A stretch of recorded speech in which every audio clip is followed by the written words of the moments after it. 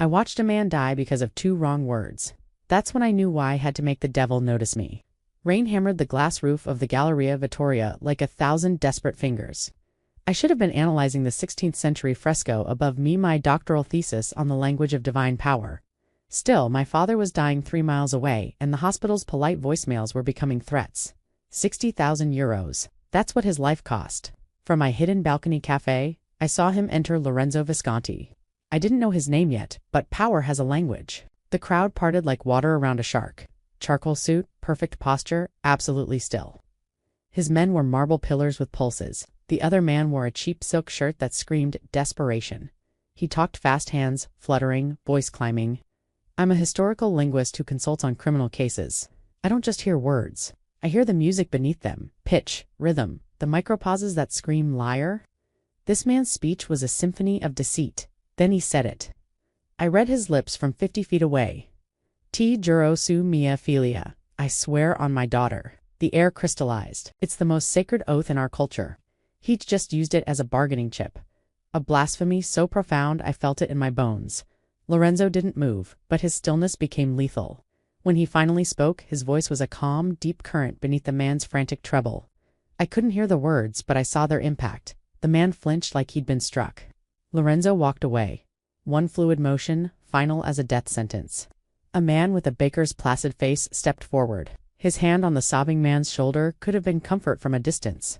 He guided him toward a dark archway leading to the service corridors. The sobbing stopped the instant they crossed the threshold. The silence that followed was more deafening than screams. It was administrative. A problem identified, assessed, and resolved. The violence was in the absence of sound. My heart slammed against my ribs. I should have run. Instead, I was frozen, knuckles white on the railing because I'd just witnessed the key to my father's survival. Lorenzo Visconti valued truth, or at least, an unbreakable code of communication. He'd executed a man for a poorly constructed oath, a linguistic crime. I understood the grammar of his world. My legs felt foreign as I descended the grand staircase. I stopped where the transaction had occurred. The air still smelled of cologne and clean soap. A crushed flower petal lay on the marble. The baker was returning, dusting his hands on his trousers. His eyes met mine, empty, professional. He started toward me, fight or flight.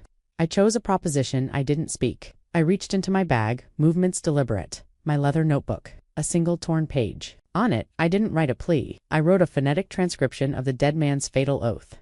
Tdju.rosu bmiaf. Glia, the diacritics showed unnatural stress on Mia, making it about possession, not devotiouna, selfish oath, not sacred. I folded the paper once, held it out. The baker stopped, head tilting, confused. This wasn't the script, but I saw calculation flicker, recognition that I'd witnessed something, documented something specific. I was either dangerously informed or dangerously foolish. Either way, I'd earned his curiosity. For him, I said, voice steadier than I felt, he'll want to see it. I was betting my life that a man like Lorenzo Visconti would be fascinated by the blueprint of his own judgment, that he'd see value in someone who could dissect lies with surgical precision. The baker took the paper, his fingers brushed mine ice cold. He turned and disappeared into the shadows. I stood in that vast rotunda, rain drumming its indifferent rhythm overhead. I'd thrown a stone into a bottomless pit. Now I could only wait to see what crawled out looking for me. He summoned me to a temple of dead languages. My territoriand made his first move in our silent war. The summons came 2 days later, not a threat, but a cream envelope with watermarked V. Typed message, serif font more menacing than any curse. Signorina Ilara Voss. Biblioteca dell'Accademia, silent. 3 p.m. Ask for the Cicero collection. The library was my sanctuary where I researched the evolution of contractual language in pre-modern trade agreements. He was meeting me on my ground. Respect, or a predator learning the terrain. A wizened librarian led me through beeswax-scented corridors to a private reading room I hadn't known existed. Circular space. Massive oak table. Single high window casting honeyed light. Lorenzo Visconti stood with his back to me, examining illuminated manuscripts, not performing, genuinely appreciating. Taller than I remembered, his presence absorbed the light itself. The pigment, he said, voice a low vibration, lapis lazuli, ground finer than dust, more valuable than gold. They used it only for the Virgin's robes, a code of devotion written in materials. He turned winter sky eyes. No warmth. You are the linguist. Not a question. I nodded, throat dry. Your note was ... precise. He gestured to a chair. I sat. He remained standing, a power dynamic established before negotiation began. You witnessed a private conversation. I witnessed a public performance. I corrected softly. The Galleria is a stage. Language was the script. A flicker crossed his face. Annoyance, interest. And you think you understand the script? I understand. The man's oath was syntactically corrupt. The stress pattern on Mia indicated possession, not sacrifice. He swore by what he owned, not what he revered. You heard a lie. I documented its structure. Silence. His gaze dissected me as I dissected the speech. My organization requires clean communication. A single corrupted signal can be ... costly. My father has aggressive lymphoma, I said, laying my card down. My only leverage, desperation. Rossi Medical Center. 60,000 for the treatment he needs to survive. And you believe your skill is worth that sum? I believe you wouldn't have met me here if you didn't. He almost smiled. Didn't reach his eyes. Arrogance is dangerous currency, Signorina Voss. It's not arrogance. It's data analysis. You value truth. I'm a tool for finding it.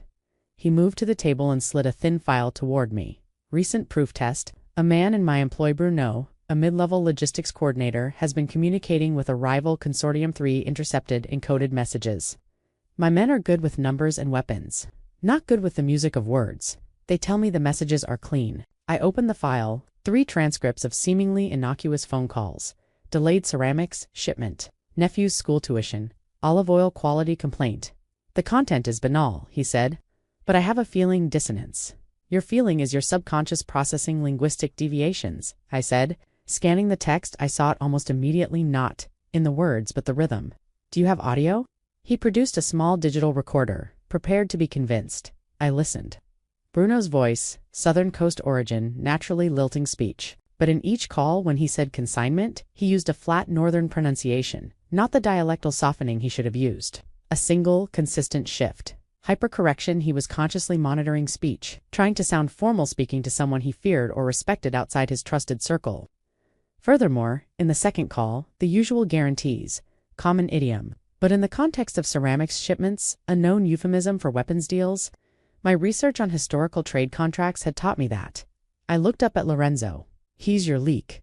The dissonance is real. Northern pronunciation, despite Southern dialect, he's reporting to someone who expects formality. And usual guarantees is code. He's confirming the terms of a side deal. For weapons, Lorenzo's expression didn't change, but the air grew colder, denser. You are certain. Linguistic drift of this nature is a 98% predictor of deception in high-stakes environments. Not proof for a court of law, but for your court. It's a verdict.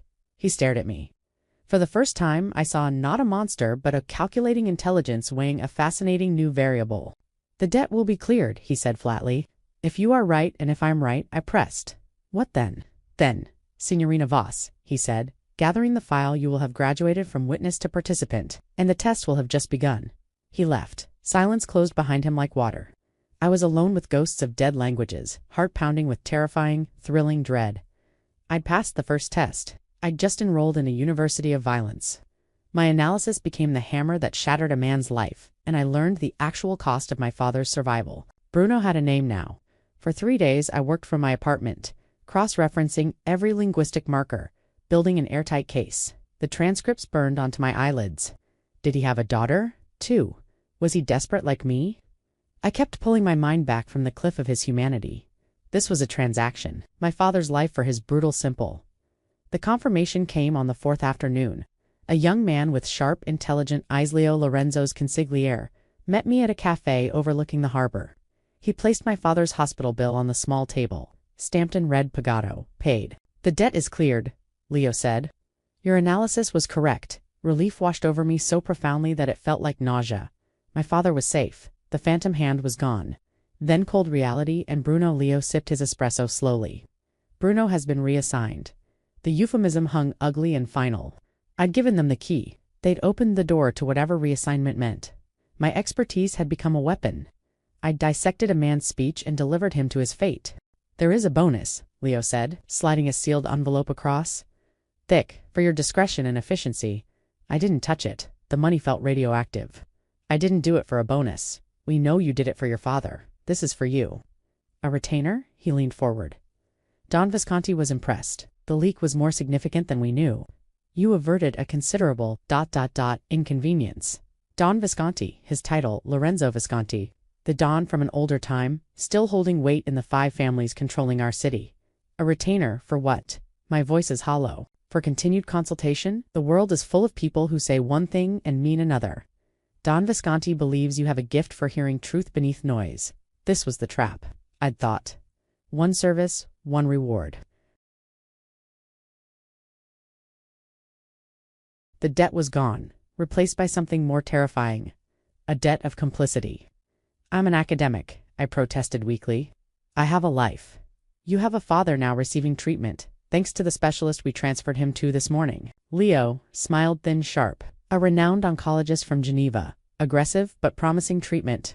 A gesture of good faith. The world tilted. They hadn't just paid the bill, they'd taken over his care and woven themselves into my life, my family. No longer a transaction, an integration. My leverage is gone, replaced by a deeper, more insidious obligation. I thought of my father finally getting chemotherapy, face free of pain and worry. I thought of Bruno reassigned. The moral calculus was sickening. What would consultation entail? Mouth dry? A few hours weekly. We bring you communications, audio, text, transcripts. You listen, you read. You tell us what you hear. You work from a secure location. You are compensated very well. He paused. And you are protected. Protected. Double-edged sword. Safety from the outside world, but I belonged to the one protecting me. I looked at the harbor people living uncomplicated lives. I could walk away, take the bonus, thank them and leave. But my father's new doctor was theirs. My knowledge of Bruno was theirs. Walking away wasn't an option. It was an illusion. I'd used my mind to crack a code. In doing so, I'd encoded my own future. I picked up the envelope heavy. When do I start? Leo's smile widened fractionally. Tomorrow, I'll send a car. He left me with the paid bill and blood money. Harbor sounds lapping water, shouting vendors, screeching gulsries, tea, replaced by a low, constant hum of dread. I'd wanted the devil's attention. Now I had it. And he'd just offered me a desk in hell. I stood in a warehouse of ghosts and was asked to pronounce a sentence. My silence became the loudest word I'd ever spoken. The secure location was minimalist on the top floor of a discreet building in the financial district. Stunning harbor view, copper water under a setting sun, state-of-the-art computer, high-fidelity audio. A lock that engaged with a heavy final thud. A beautiful cage. For 2 weeks I worked. Leo brought files. I analyzed. I found the tell slight hesitations, incongruent idioms, subtle register shifts hinting at deception or disloyalty. I was a ghost in their machina diagnostic tool. My reports were delivered. No feedback, only new files. Lorenzo's silence was absolute. Then one evening, Leo didn't come. The door opened. Lorenzo himself. He carried night air and expensive whiskey. Looked tired, skin tight around his eyes. Come, he said. No greeting, no preamble. I followed, heart, a trapped bird. Private elevator, underground garage, silent car. We drove to industrial docks, to a warehouse smelling of salt, rust, and cold concrete. Center of the vast space, under a single hanging work light, stood a man I recognized from earlier analyses. Warehouse foreman named Richie. My report flagged his repeated use of by the book. In contexts where procedural rigidity was unusual overcompensation or a cover for something, and likely skimming high-value, low-volume shipments, electronics, I'd thought. Now he was trembling, face pale and slick. 2 of Lorenzo's men stood nearby. The Baker Gennaro, I learned, was one. Lorenzo stopped feet from Richie, hands in pockets, looked at me. This is the man your report identified, Richie. He's been stealing, he confessed. Richie began, sobbing, ragged, hopeless. Words tumbled desperately. Don Visconti. Per favor. It was for my boy. He's sick. Medicine I can't afford. The same trap you saved her from. Lorenzo raised a hand. Richie's voice choked to silence. Lorenzo's gaze remained fixed on me. The amount is significant. The breach of trust. More so, the response must be ... proportionate. He paused, letting the word hang in cold air. What is your professional opinion, Signorina Voss? What is the appropriate response? The floor dropped away. This was the judgment. Not his of Richie, his of me. Testing my mettle and seeing if I could stomach the real-world consequences of my cerebral work. He was asking me to pronounce a sentence. I looked at Rich Apethic, middle-aged, driven by the same motive that drove me to Lorenzo, love for family. The parallel was a knife in my gut. I could plead for him. Show mercy, but mercy would be seen as weakness. My weakness would invalidate my usefulness, put me onto my father at risk. I could condemn him, give Lorenzo the answer he wanted, Brutal, proportionate response. But that would make me an executioner in thought, if not deed. My mind raced, searching for a third path between cliffs. There was none. I looked from Ricci's terrified face to Lorenzo's impassive one. I saw in his eyes that he knew the torture he was inflicting. This was the actual cost of the retainer, the specialist doctor, and the cleared debt. I swallowed throat like sandpaper. I would not give him words. Would not say kill him or spare him. My silence would be my territory. I held Lorenzo's gaze and gave a single, slow, deliberate nod. Not bloodlust. Acknowledgement. Acknowledgement of his authority. Of the rules of this world I'd chosen to enter. Acknowledgement that Ricci's fate had always been Lorenzo's to decide. I was not the judge. I was the expert witness. I'd provided testimony. Sentencing was his domain. Lorenzo watched me, long eyes searching mine. He saw the struggle, the refusal to verbalize violence, and the grim ultimate acceptance of its necessity. He saw the steel I had to forge in that instant to survive. He turned back to Ricci. You will repay every cent with interest. You will be demoted. Your son will keep his doctor. This is your only mercy. It comes from her, he gestured, toward me without looking back. Remember that? He turned and walked toward the car. I stood frozen, stunned. He'd spared him.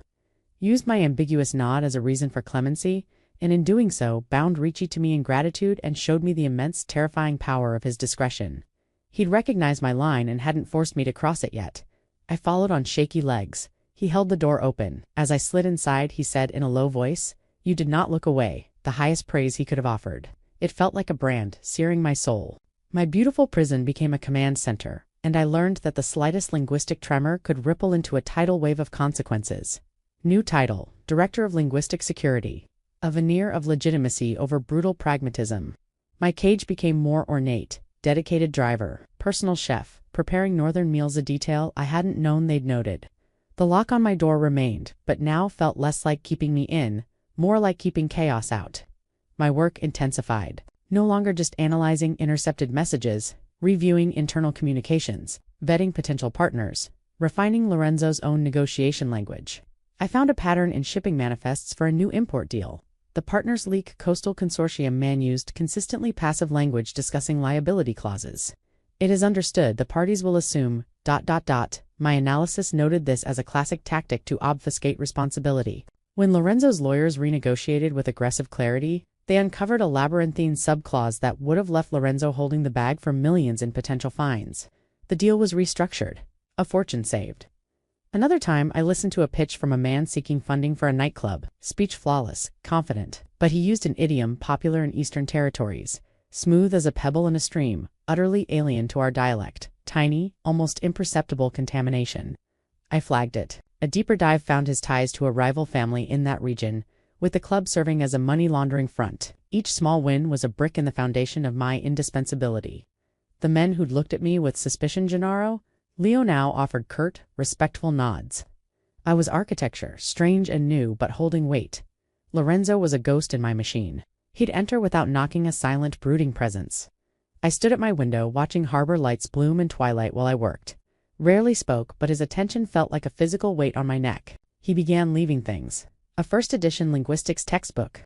A recording of a rare northern mountain dialect, phonetics unlike anything I'd heard. Tests, offerings, conversation starters. He was mentoring me in the context one lacked, teaching me the unspoken history and geography of his power. I was correcting him with patterns he missed. On a rainy Tuesday, I analyzed the testimony of a dockmaster who claimed ignorance of a missing container. His story was clean, but there was a rhythmic pattern to his denials, a sing-song quality that felt rehearsed. Lorenzo stood behind me, looking over my shoulder at the spectral analysis of the audio waveform on my screen. "He's lying," I said. "Listen to the cadence. Repetition of, 'I don't know anything' every 4.2 seconds. It's a verbal tick, but too regular. A mantra to keep his story straight." I played the clip. "I don't know anything ... I swear, I don't know anything." Lorenzo leaned closer, his shoulder almost brushing mine. I smelled rain on his wool coat, and the faint, clean scent of his skin. His presence was overwhelming. My men would have broken his fingers by now and gotten a less reliable confession, he murmured, voice close to my ear. You just break his rhythm." His breath was warm on my neck. The air thickened, charged with tension having nothing to do with fear. Everything to do with dangerous intellectual seduction. Two predators admire each other's hunt. He straightened. Moment broken. "Handle it," he said, and walked out. I let out a breath I didn't know I'd been holding. hands trembling.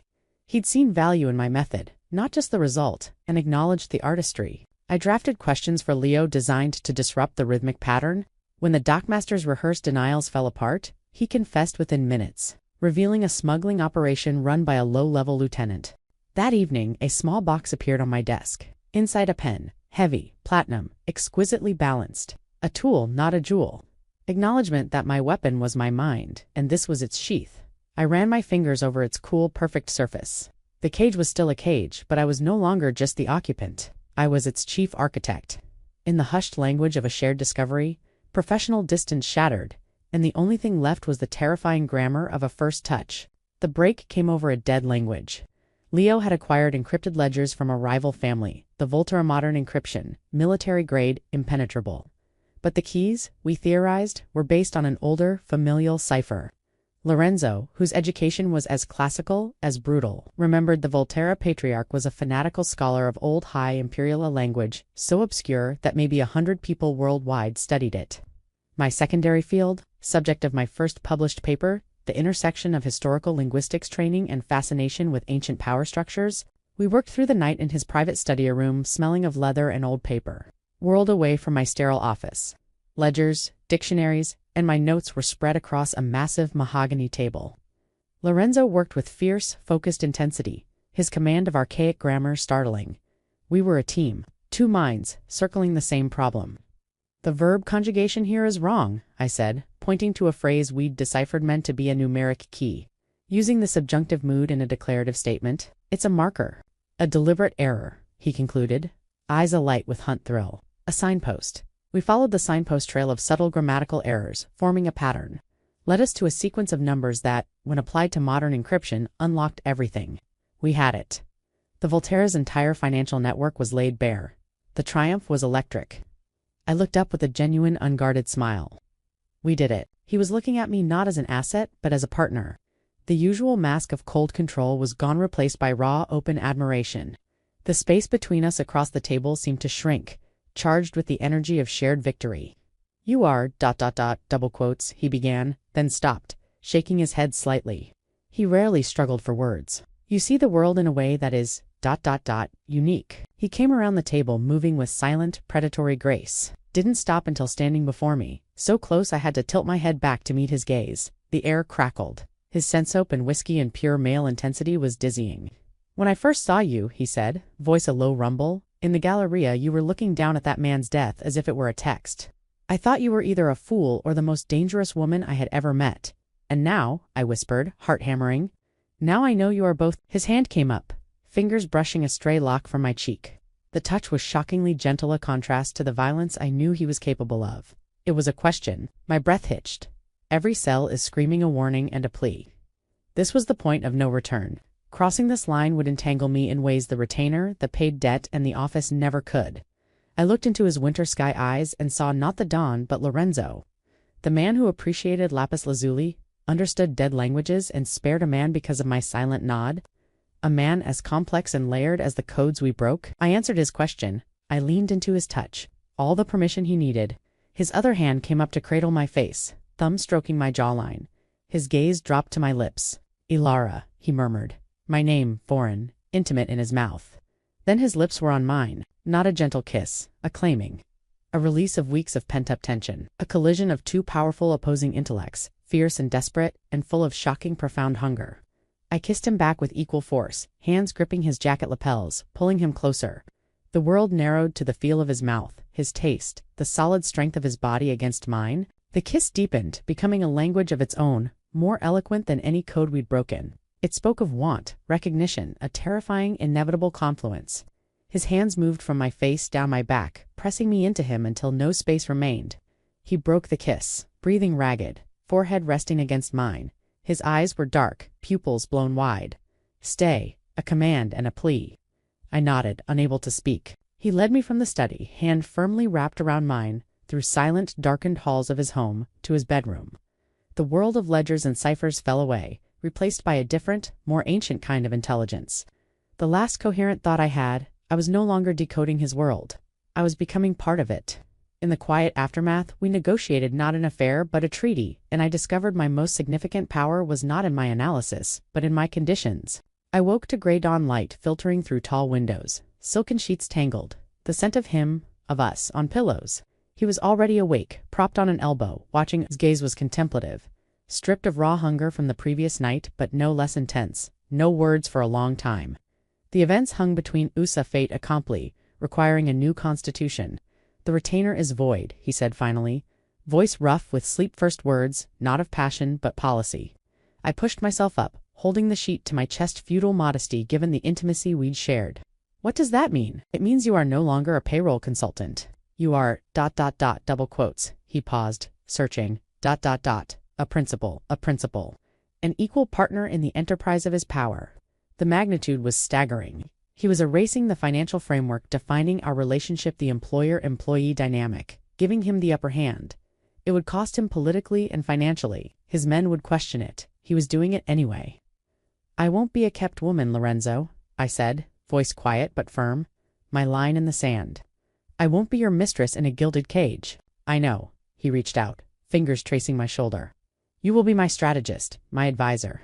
You will have a vote, not just a voice, more than I dared hope for, but not enough. And in private, I asked, what are the terms here? He understood. This was the negotiation. In private, you are Alara. I am Lorenzo. The titles stay outside the door. I held his gaze. I have a condition. A faint smile touched his lips. He was enjoying this. No one gave him conditions. Name it. My father remains protected.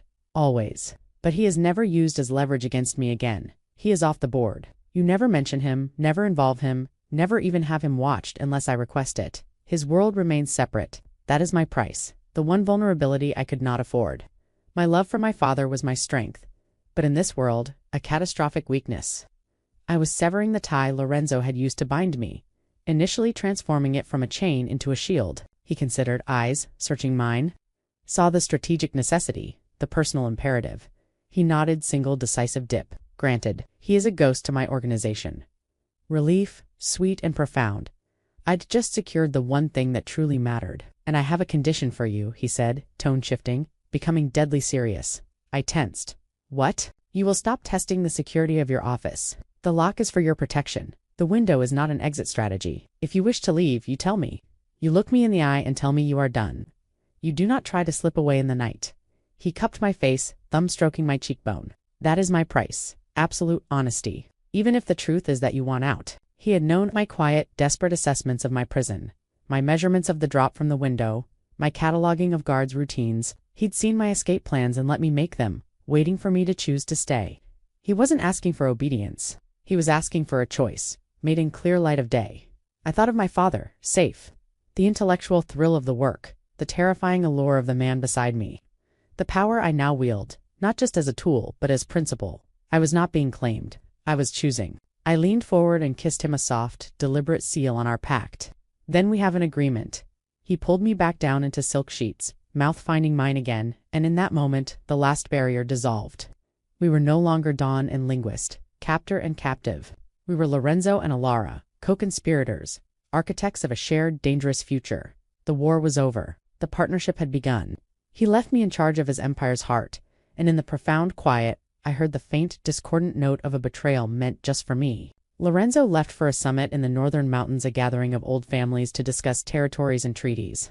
His absence in the penthouse was a physical void. Silence, once respite, became a presence heavy, watchful. I was the lady of the empty castle. I called my father on our weekly video call. His face appeared thinner but smiling. Geneva treatment is working, it's slow magic. Ilara, my brilliant girl, he said, voice warm. Tell me about this research fellowship. The lie tasted like ash. Fascinating, Papa. Analyzing medieval trade documents. Dry stuff, but important. You always loved your dusty manuscripts. Eyes crinkled with affection. I'm so proud and grateful. This doctor they found, he's a miracle worker. That's what fellowships are for, I said, throat tight. Taking care of their scholars' families. Still, I know the cost. What you sacrificed to get this opportunity. He didn't know. He couldn't. I'll be well soon. You can visit. I will, Papa. I promise. Another lie to add to the beautiful, intricate wall I was building around the most honest relationship in my life. When the screen went dark, I sat in the empty penthouse, surrounded by Lorenzo's wealth and power, and felt utterly alone. My work continued. Leo brought File's demeanor unwavering respect. I was now, for all intents, his superior. I signed off on financial decisions, vetted new personnel, and monitored communication streams that were the lifeblood of the organization. During routine review of internal chat logs, I found a dissonance. The head of security, a man named Moretti, was messaging a lieutenant about a scheduled dockyard audit. Language is clean and professional, but there was a single anomalous phrase. He used spring cleaning to refer to the audit. Common enough idiom, but my database of regional linguistic patterns flagged it. In our city, the preferred term was taking inventory. Spring cleaning was an idiom used in Eastern territories, Volterra territories. Could have been nothing phrase picked up from a film, but my instincts, honed by months in this world, screamed otherwise. The phrase felt wrong, not just semantically, but strategically. Why would Moretti, a careful man, suddenly adopt foreign phrasing in internal communications unless signaling someone? Or unless he'd spent enough time with Volterra operatives that their language patterns had contaminated his own? I leaned back in my chair, the hum of servers in the next room the only sound. This was either paranoia or a genuine threat. I couldn't accuse Moretti without proof. A single phrase wouldn't be enough, not against a trusted capo. I had to be smarter. I spent the next 6 hours in a deep dive. Didn't just look at Moretti's recent messages, cross-referenced every communication from him and his inner circle for the past 3 months, searching for a pattern, a digital fingerprint, looking for linguistic drift, contamination, or any sign that Moretti's language had been influenced by extended contact with Volterra personnel. I found it in the acoustic analysis of voice messages. There was a consistent, almost imperceptible background hum on Moretti's personal phone recordings, a specific frequency matching the power grid signature of Eastern District's Volterra territory. He was there regularly when he was supposed to be elsewhere. The spring cleaning message had been the final, arrogant, flourishes slip, born of overconfidence. I didn't go to Leo. I drafted orders using Lorenzo's authority, which he'd vested in me. I rerouted a shipment of high-value goods scheduled to pass through Moretti's dockyard the next day to a secondary secure location under Gennaro's control. I did not explain, only commanded. The next morning, the trap was sprung. Federal customs agents, tipped off by an anonymous source, raided Moretti's dockyard. They found nothing, of course. The shipment was safe, but the tip-off was the point. Moretti had been about to facilitate a massive bust, to cripple Lorenzo's operations and hand victory to the Volterra. When Leo came to me, his face was pale. "How did you know?" I showed him the acoustic analysis, the spectral graph of the betraying hum. He got sloppy. His language patterns showed extended contact with the Volterra territory. The spring cleaning phrase was confirmation linguistic contamination from prolonged exposure. Leo looked from the graph to me, a new, profound respect in his eyes. Don Visconti must be informed. "No," I said. "Not yet. Let Moretti sweat. Let him wonder how his plan failed. We'll let Lorenzo deal with him when he returns." I held Leo's gaze. The organization is secure. That's what matters. I turned back to my screen, heart thumping. I had not just uncovered a traitor. I'd quashed a threat without Lorenzo's muscle, using only my mind and the authority he'd given me. The empty castle was no longer empty. I had filled it with my will. I'd proven I wasn't just keeper of the fort. I was its commander. He came back from the mountains with the scent of blood and storm on him, and the war room became our chapel. Our strategy a shared vow. He returned 2 days early, in the dead of night during a torrential downpour. I was in the library, rereading a treatise on strategic thinking, when I heard the secure elevator chime. The penthouse, which had become my domain, suddenly felt invaded. Lorenzo stepped out, followed by a gust of rain-chilled air, wearing a long dark coat, soaked through, water dripping from his hair. He smelled of pine, cold stone, and violence. His face was a mask of grim fatigue, eyes burning with cold fire. He shrugged off his coat and let it fall to the floor in a wet heap. Below, his white shirt was darkly stained on the left sleeve. Blood. "You're hurt," I said, standing. "It's nothing." A Gray's voice, hoarse, stripped of all warmth. "Moretti." Not a question. Leo had clearly updated him the moment his plane landed. "He was working with the Volterra," I said, keeping my voice level. "He tried to set up a raid. I rerouted the shipment. The raid found nothing. He walked toward me, movements stiff, stopped before me, gaze traveling over my face as if reassuring himself I was unharmed. Leo told me, 'Your analysis, your command.' He reached out with his good hand and touched my chin, a gesture of possession and gratitude. 'They tried to strike at me through you. They failed.' A ghost of a smile touched his bloodless lips. 'Yes, they did.' He dropped his hand. 'The summit was a farce. The Volterra patriarch sanctioned the attempt on the dockyard. He also sanctioned the sniper on the mountain pass. The blood on his sleeve was no longer an abstraction. It was proof of a war just declared. The attempt on his life, the effort to discredit and destroy me, this was no longer a skirmish. It was an annihilation play. "What happens now?" I asked. "Now," he said, voice dropping to a low, deadly register, "we return the favor. Come." He led me not to my office or his study, but to a room I'd never entered. The war room, a circular, soundproofed chamber in the penthouse's heart. One entire wall was a seamless digital map of the city and its territories. Another lined with monitors showing live feeds from countless cameras. This was the actual brain of his operation. He'd never brought me here. It was the innermost sanctum. He stood before the digital map, glowing lines casting his profile in sharp relief. "The Volterra thinks they can break us. They think I am a brute and you are a novelty. They are about to learn their error." He turned to me. "I need you, Alara. Not as a consultant, not as a principal, as a partner. Hunt with me." It was the final invitation, the last door. To step through was to leave any semblance of my old self behind. I would be a hunter in a war I hadn't chosen, but which I would now help wage. I looked at the map, at the glowing territories of our enemies. I looked at the blood on his sleeve, the fierce cold light in his eyes. I thought of the spring cleaning message, the arrogant attempt that had nearly brought us down. I walked to the console beside him. My reflection was pale but steady in the monitor's dark glass. "Tell me everything," I said, and he did. For the next hour, he laid out Volterra's known assets, allies, and vulnerabilities. I listened, my mind already sorting, categorizing, cross-referencing. The cerebral siege had begun. We were no longer just two people bound by debt and desire.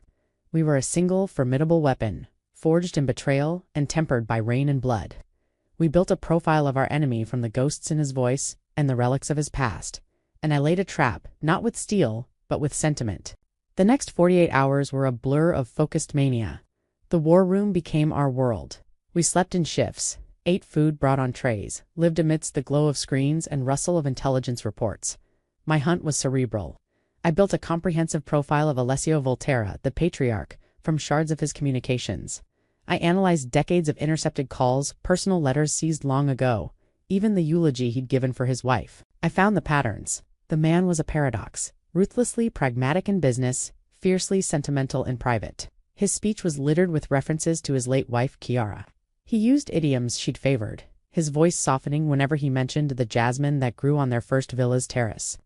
"His sentiment is his vulnerability," I told Lorenzo, pointing to linguistic clusters on my screen. "It's not a weakness of character, it's a cognitive blueprint. He makes emotional connections where a professional shouldn't." Lorenzo watched, arms crossed, body humming with predator's patience. "How do we weaponize a memory?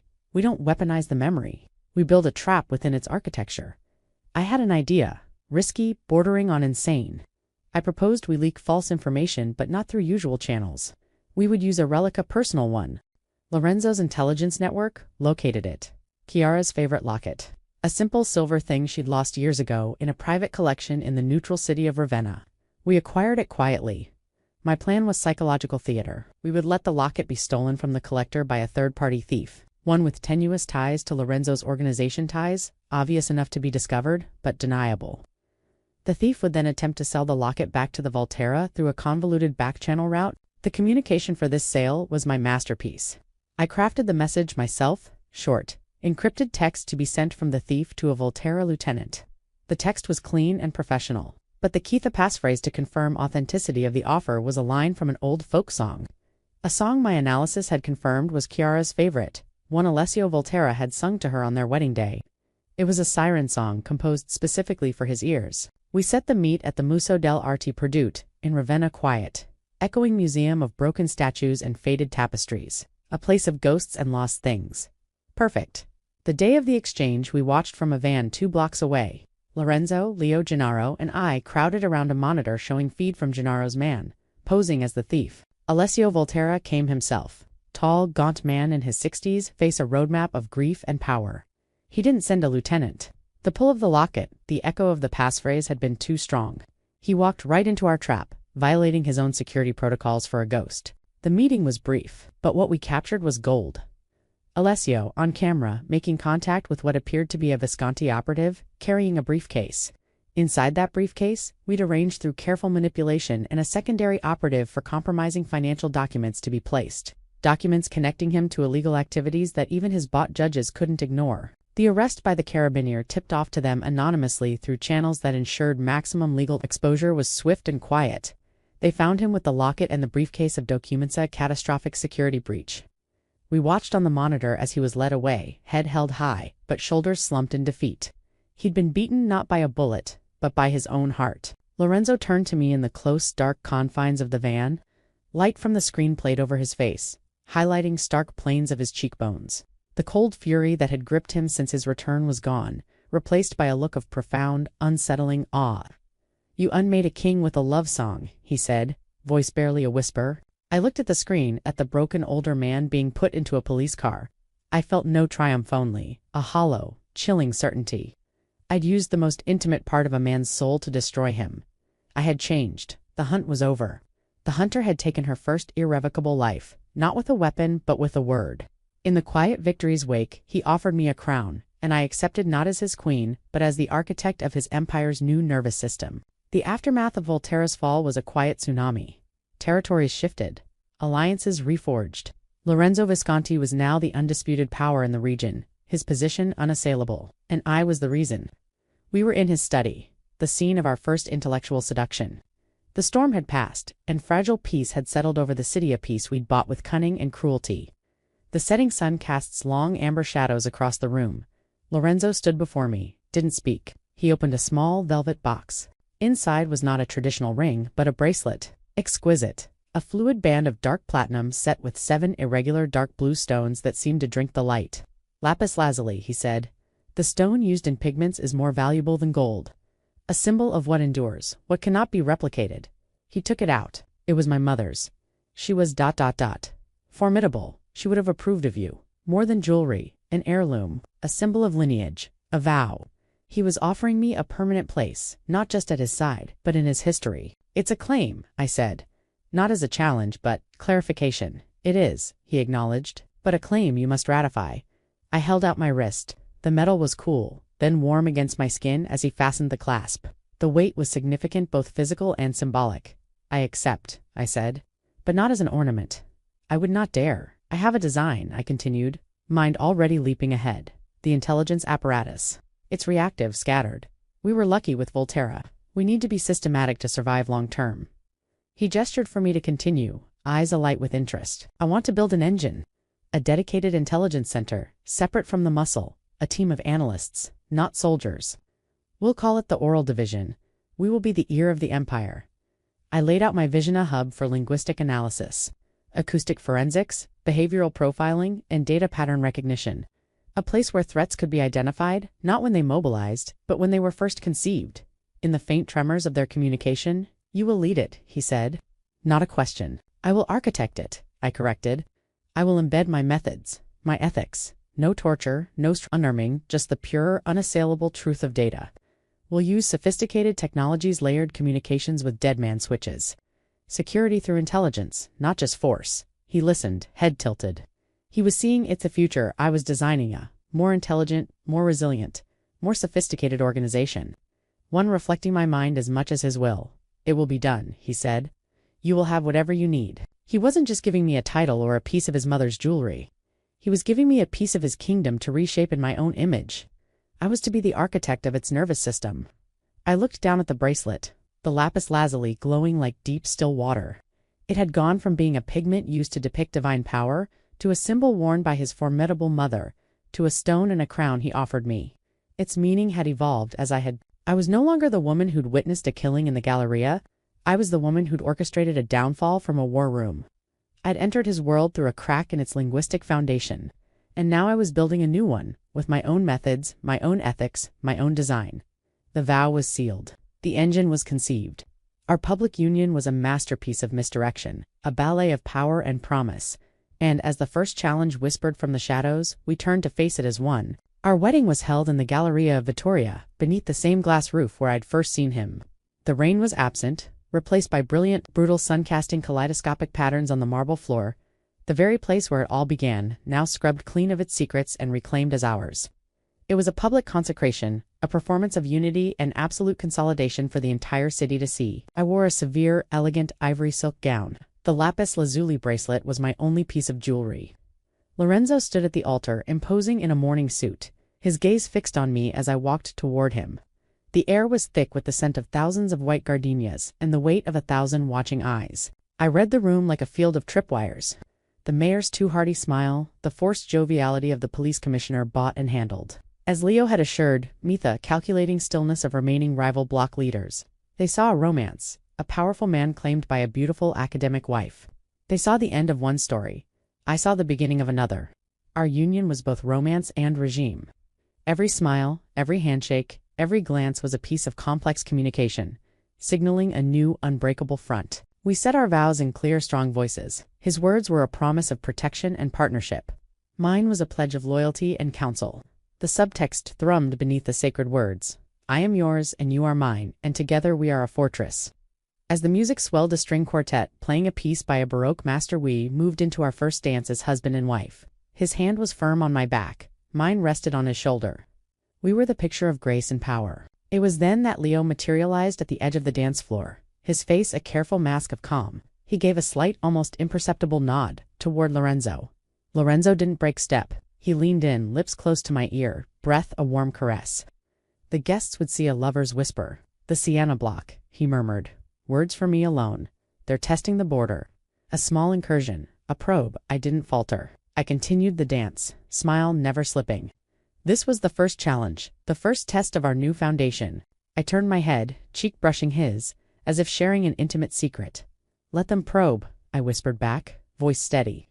The oral division is already listening. We'll know their next move before they do. He pulled back slightly, winter sky eyes looking into mine. I saw the fierce pride there, the absolute trust, the hunter and the architect united.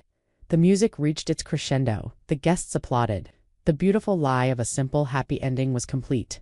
He spun me out, then back into his arms, pulling me close until our bodies were aligned, once Mara, single, formidable entity. Then we finished the dance, he said, and we did. We moved together across the polished floor, the king and his strategist, the man and his equal. The music swelled around us, a triumphant, soaring peace that promised neither peace nor mercy, but a long and glorious war. And as the final note hung in the air, we turned together, hand in hand, to face the waiting darkness. Ready?